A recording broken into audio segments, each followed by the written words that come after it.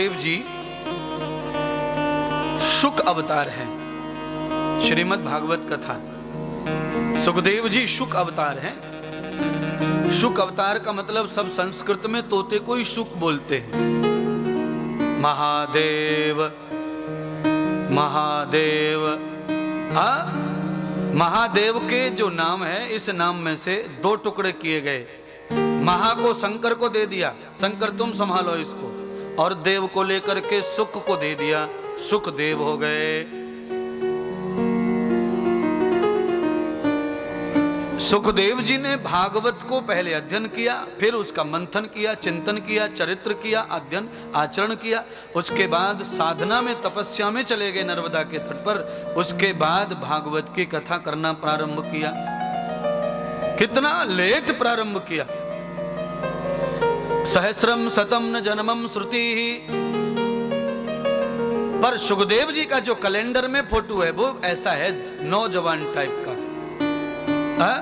भगवान कृष्ण का कैसा चित्र है, भगवान राम का कैसा चित्र है, वो भी नौजवान टाइप के हैं। नौजवान, नौजवान का मतलब होता है 9 दूना 18। नौजवान का सही अर्थ क्या है, दोबारा बोलिए। 9 का डबल कर दो तो कितना होता है? नौजवान। नौजवान का मतलब ही 18। भगवान राम, भगवान कृष्ण, भगवान सुखदेव, ये 18 साल के ही रहे। ये कभी 19 के हुए ही नहीं, कभी 19 के ही नहीं हुए। हमारा 300 साल से ज्यादा राम धरती पर लीला कर गए, 126 बरस से ज्यादा कृष्ण लीला कर गए, और 150-200 साल से ज्यादा सुखदेव लीला कर गए, पर 18 के ही रहे, कभी नहीं 19 के हुए। क्यों? 19 के होंगे तो 20 का होना पड़ेगा, 20 के हुए तो 21 का होना पड़ेगा। धीरे धीरे तुम्हारी तरह ही लफड़े हो जाते। इसीलिए आपको भी फॉर्मूला है, हम आपको भी ये फॉर्मूला दे सकते हैं जवान रहने का, अगर आप चाहें तो। पर याद रखिए, जवान रहने के लिए अंदर और बाहर दोनों तरफ कैमरे लगाने पड़ेंगे। हाँ, दोनों तरफ रखवाली होनी चाहिए।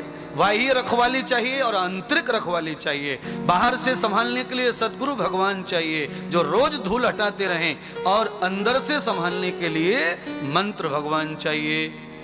मंत्र भगवान, बाहर से साकार भगवान, अंदर निराकार भगवान। साकार निराकार की ग्रंथि से काया का निर्माण होता है, ये चरित्र का निर्माण होता है, शरीर का निर्माण होता है। जड़ चेतन समग्रंथियो,